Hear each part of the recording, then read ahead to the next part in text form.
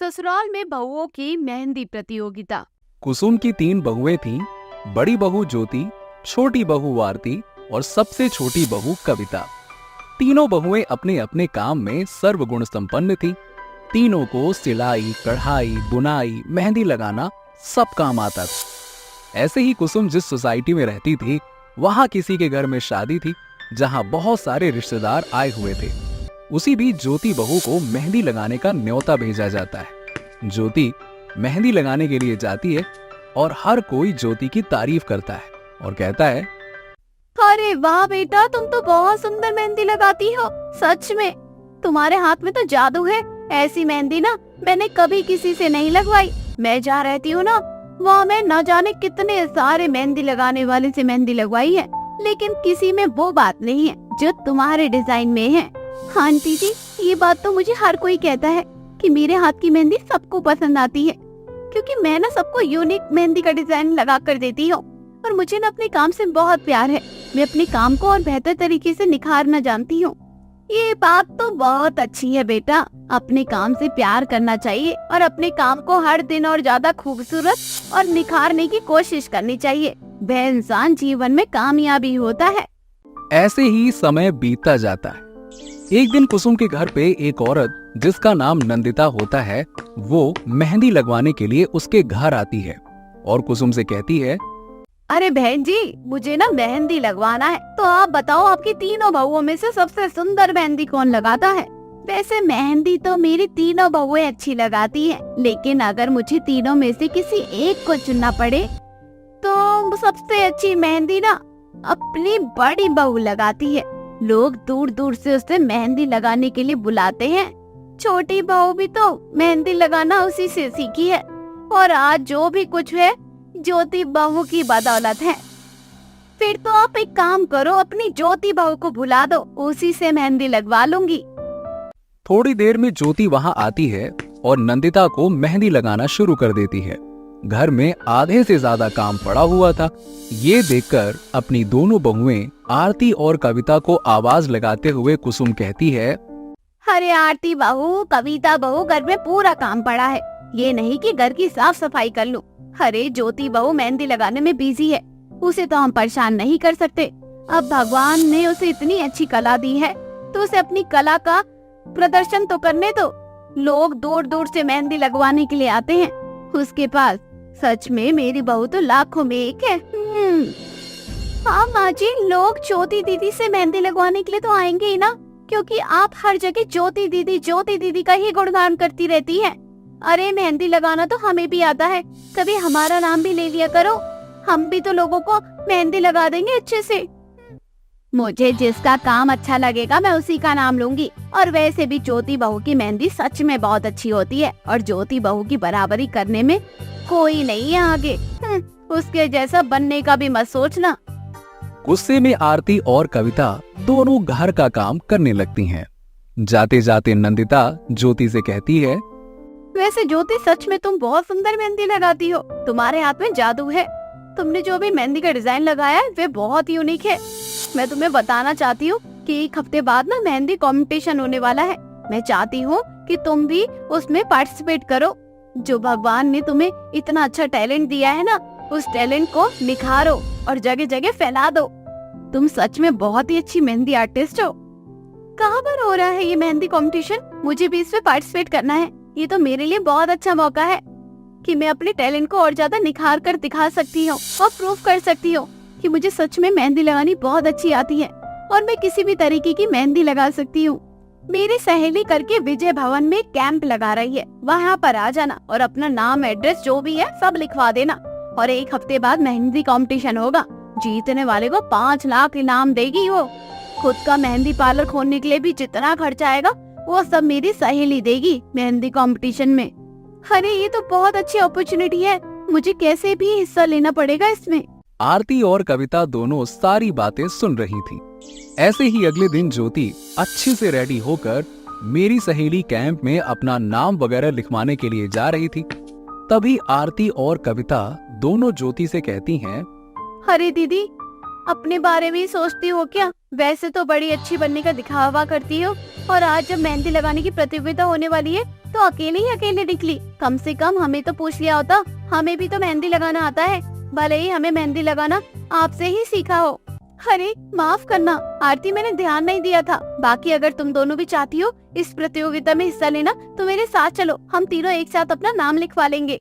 हाँ हाँ, हम भी अपना नाम लिखवाना चाहते हैं। आपको क्या लगता है कि आपको ही भगवान ने इतना ज्यादा टैलेंट दिया है क्या? हमारे अंदर कोई टैलेंट नहीं है। हमें भी मेहंदी लगाना बहुत अच्छे से आता है, बस फर्क इतना है कि हम आपको मौका दे देते हैं। जिस दिन हम अखाड़े में उतर गए ना, उस दिन लोग आपके हाथ की मेहंदी को पोंछना बंद कर देंगे। अरे तुम तो मेरी बहनें हो और मुझे तुमसे कोई कंपटीशन नहीं करना है। तुम जीतो या मैं जीतू, बात तो एक ही है। वैसे चलो चलते हैं, टाइम हो रहा है। तीनों एक साथ मेरी सहेली कैंप में जाकर अपना नाम लिखवाती हैं और वहाँ बहुत से लोग थे जो ज्योति को जानते थे। हर कोई ज्योति की तारीफ कर रहा था। अब ये देखकर आरती और कविता दोनों को मन ही मन बहुत जलन हो रही थी। वो दोनों घर आकर आपस में बातचीत करती हैं और कहती हैं, तुझे क्या लगता है तू ये प्रतियोगिता जीत लेगी? क्योंकि जहाँ ये ज्योति रहेगी ना, वहाँ तो समझ ले हम प्रतियोगिता कभी नहीं जीत सकते। अगर इस प्रतियोगिता को जीतना है तो उंगली टेढ़ी करनी पड़ेगी। बात तो बिल्कुल सही कह रही है, क्योंकि ये ज्योति बहुत चालू चीज है। इसे एक एक सुंदर सुंदर मेहंदी के डिजाइन आते हैं और ये हमें 5 मिनट में हरा देगी। अरे ये तो दोनों हाथों से मेहंदी लगाती है। समझ में नहीं आ रहा कि हम कैसे ये प्रतियोगिता जीतें। एक तो तरीका है, इस प्रतियोगिता में मेहंदी घर से लेकर जाना है। तो हम ज्योति की मेहंदी में एक ऐसा केमिकल मिला देंगे जिससे वे मेहंदी ही ना लग पाए। मतलब कि जिसे वो मेहंदी लगाएगी उसके हाथ में जलन शुरू हो जाएगा और ज्योति की प्रतियोगिता खराब हो जाएगी और हम ये प्रतियोगिता कैसे भी जीत जाएंगे। ऐसे ही एक हफ्ते बाद प्रतियोगिता शुरू हो जाती है। इस प्रतियोगिता में 11 औरतों ने हिस्सा लिया था, जिसमें से आरती, कविता और ज्योति भी थी। सभी लोग बैठकर मेहंदी लगा रहे थे। सबसे पहले ज्योति ने मेहंदी लगाकर सबका दिल जीत लिया। ज्योति की मेहंदी की डिजाइन सबसे अलग और सुंदर थी। हर किसी को ज्योति की मेहंदी बहुत पसंद आई और ये प्रतियोगिता ज्योति ही जीत गई। ये देखकर आरती और कविता दोनों का मुंह खुला का खुला रह गया। दोनों उदास मन से घर आती हैं। तभी कुसुम कविता और आरती से कहती है, क्या हुआ आरती और कविता, तुम इतना उदास क्यों हो? तुम ये सोच रही हो कि तुमने ज्योति की मेहंदी में जो केमिकल मिलाया था वे केमिकल अपना असर क्यों नहीं दिखा दिया? दरअसल मैंने तुम्हारी सारी बातें सुन ली थी और मैं समझ गई थी कि तुम दोनों अपनी जेठानी ज्योति से इतना नफरत करती हो कि उसे सबके सामने इस तरह से बेइज्जत करने के लिए तैयार हो चुकी हो।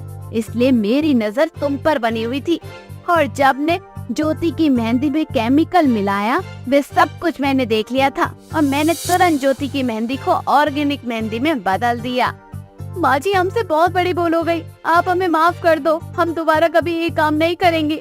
जलन की भावना हमारे अंदर इतनी हो गई थी कि हम अपनी बड़ी बहन के साथ ऐसा करने के लिए तैयार हो गए थे, बल्कि उन्होंने हमेशा हमें छोटी बहन माना है। आरती और कविता दोनों शर्म से पानी पानी हो जाती हैं और दोनों ज्योति से माफी मांगती हैं, जो कि उन दोनों को माफ कर देती है।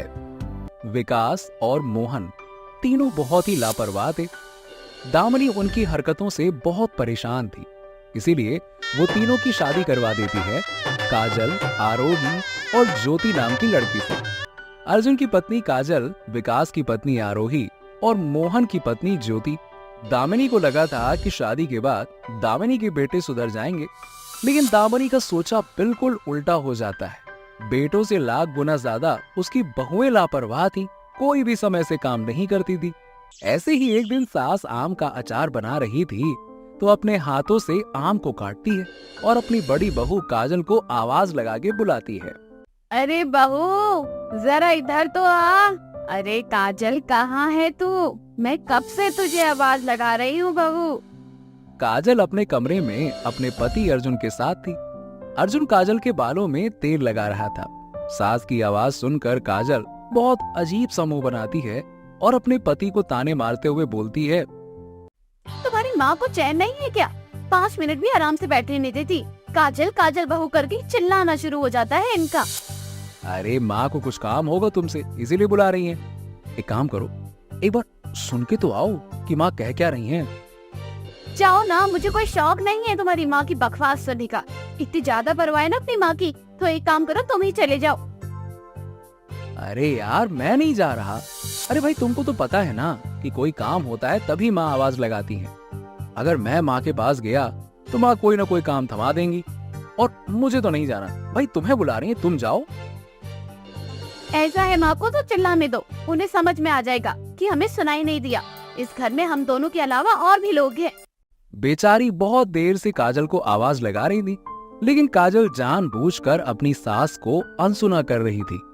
थोड़ी देर बाद सास अपनी छोटी बहू आरोही को आवाज लगाती हैं।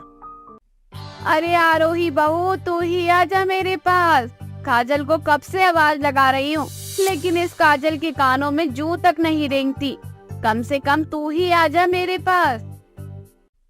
आरोही अपने कमरे में बैठकर मेकअप कर रही थी। सास की आवाज सुनकर आरोही को गुस्सा आ जाता है और वो मन ही मन कहती है, ये बुढ़िया ना चैन से मेकअप करने भी नहीं देती। अरे थोड़े बहुत काम तो खुद भी कर सकती है, लेकिन नहीं। महारानी ने आज सुबह नाश्ता क्या बना दिया, पूरे घर को सर पे उठा रखा है। बार बार कभी काजल कभी आरोही करके चिल्लाना शुरू हो जाता है इनका। चिल्लाने दो आज इनको, नहीं जाने वाली मैं। सास इसी तरह से अपनी बहू बेटे सभी से परेशान रहा करती थी। आरोही भी अपनी सास की बात को अनसुना कर देती है। सास चुपके से अपने बहू बेटे के कमरे में झांक कर देखती है तो उसे पता चल जाता है कि उसके बहू बेटे उसे अनसुना कर रहे हैं। तभी सास काजल के पास जाती है और गुस्से में बोलती है, मतलब लापरवाही की भी हद होती है। मैं कब से काजल तुझे आवाज लगा रही हूँ, लेकिन तू है कि मेरी बात को नजरअंदाज कर रही है। और जोरू का गुलाम तू निकम्मे, कम से कम तेरी बहू नहीं आ रही है तो तू ही आजा मेरे पास। अचार क्या मैं अकेले खाऊंगी? अचार खाने में तो बड़ा मजा आता है, उसी तरह से अचार को बनाने में बहुत मेहनत लगती है। अरे माँ, बीवी और माँ के होने के बाद भी ये सब मैं करूँ क्या? अगर तू ये सब नहीं कर सकता तो कम से कम अपनी बीवी को ही भेज दिया होता मेरे पास। बीवी के आगे जुबान नहीं चलती, ना घर के काम काज में हाथ पैर चलते हैं तेरे। सासू माँ, इतना सा काम तो आप भी कर सकती है ना। अब अचार का डब्बा हम धूप में सुखाने जाएंगे, आप भी सुखा सकती है ना। आपके हाथ पैर सही सलामत है ना। बात तो तुम बिल्कुल सही कह रही हो, मेरे हाथ पैर सही सलामत है। चलो कोई बात नहीं, सारे काम तो करती हूँ, ये भी काम खुद कर लूं। सास बिना कुछ कहे अचार का डब्बा ले जाकर धूप में खुद सुखाने लगती है। ऐसे ही एक रात सास रात के करीबन 2 बजे घर के बाहर बने कुएं के पास जाती है और वहां जाकर 1 घंटे बाद वापस घर आ जाती है। ऐसा ही वो लगातार 1 हफ्ते तक कर रही थी। एक दिन अचानक से अर्जुन की आंख खुल जाती है और वो रात को 2 बजे अपनी माँ को घर से बाहर जाते हुए देख लेता है और वो देखता है कि उसकी माँ कुएं के पास कुछ कर रही है, लेकिन उसे समझ में नहीं आता कि आखिरकार उसकी माँ कुएं के पास क्या कर रही है। और वो ये बात अपनी पत्नी काजल को बताता है, जिस पे काजल बोलती है, कहीं ऐसा तो नहीं कि तुम्हारी माँ से मिलने के लिए कोई आता हो, या फिर तुम्हारी माँ ने कोई खजाना छुपा रखा है। उसमें तो मैं कहती हूँ कि अपनी माँ के ऊपर नजर रखना शुरू कर दो, और ये बात किसी को मत बताना। क्या पता सच में उस कुएं में कोई खजाना रखा हो और तुम्हारी माँ हमसे ये बात छुपा रही हो। ऐसे ही एक रात जब सास फिर से कुएं के पास जा रही थी, तब विकास की नजर अपनी माँ पर पड़ जाती है और वो समझ नहीं पाता कि आखिरकार माँ इतनी रात को कुएं के पास क्यों जा रही है। अब ये बात वो अपनी पत्नी को बताता है। इस तरह से धीरे धीरे ये बात अब तीनों भाइयों को पता लग जाती है। तीनों ही अपनी पत्नियों को सास के ऊपर नजर रखने के लिए कहते हैं। ऐसे ही एक दिन सास कुएं के पास जाती है और वहां जाकर उसको ऐसे बोलती है, हे जादुई कुआं, मुझे पता है कि तुमने अब तक मेरा सालों पुराना खजाना संभाल कर रखा है। अब मैं बूढ़ी हो चुकी हूँ और ये खजाना अब मुझसे नहीं संभल रहा। मैं चाहती हूँ कि ये खजाना अपने बच्चों को दे दूं, लेकिन क्या करूँ, मैं मजबूर हूँ। मेरे बच्चे बहुत लापरवाह हैं, वे मेरी कदर बिल्कुल भी नहीं करते, इसलिए खजाना मैं उन्हें नहीं देना चाहती। बस यही कारण है कि ये खजाना अभी तक तुम्हारे पास है। ये खजाना मैं अपने बच्चों को तभी दूंगी जब उन्हें सच्चे दिल से मेरी कदर महसूस हो जाए और ये चीजों को सही समय पर करने की आदत डाले। और जादुई कुआं, ये खजाना मेरे उन्हीं बच्चों को देना जिनके मन में इसके लिए कोई लालच ना हो, ना कोई छल कपट हो। जो कोई लालच की भावना लेकर तुम्हारे पास खजाना लेने के लिए आए, खजाना को हमेशा हमेशा के लिए गायब कर देना और उसके बाद से कभी ये खजाना उन्हें या मुझे नजर ना आ पाए। इतना बोलकर बचते बचाते अपने घर आ जाती है। घर में अब सभी को खजाने की बात पता चल गई थी। सभी की नजर अब खजाने के ऊपर थी। इसीलिए सास की तीनों बहुएं अपनी सास के लिए बिल्कुल बदल जाती हैं और वो दिन रात उसकी सेवा पानी करने में लगी रहती हैं। ऐसे ही देखते देखते सास की तबीयत खराब हो जाती है और तबीयत खराब होने के कारण सास की मृत्यु हो जाती है। खजाने का राज भी अब सास के साथ ही चला जाता है। अब तीनों बहुएं और बेटा खजाने के पीछे पड़ जाते हैं। वो रात के 2 बजे कुएं के पास जाकर खजाना ढूंढने की कोशिश करते हैं और जादुई कुएं से बार बार खजाने का पता मांगते हैं। जादुई कुआं अपनी जादुई शक्ति से खूब सारा खजाना प्रकट कर देता है। खजाना देखकर सभी की आंखें फटी की फटी रह जाती हैं और वो खजाना लूटने लगते हैं। अरे जल्दी जल्दी सारा खजाना उठाओ, बुढ़िया मर गई लेकिन हमारे लिए इतना सारा सब कुछ छोड़ के चली गई। हाँ हाँ ज्योति जल्दी से उठाओ वरना कोई देख लेगा हमें, उसके बाद तो सभी लोग हमारे जान के दुश्मन बन जाएंगे। अब बातें ही करती रहोगी या जल्दी जल्दी से खजाना उठाओगी?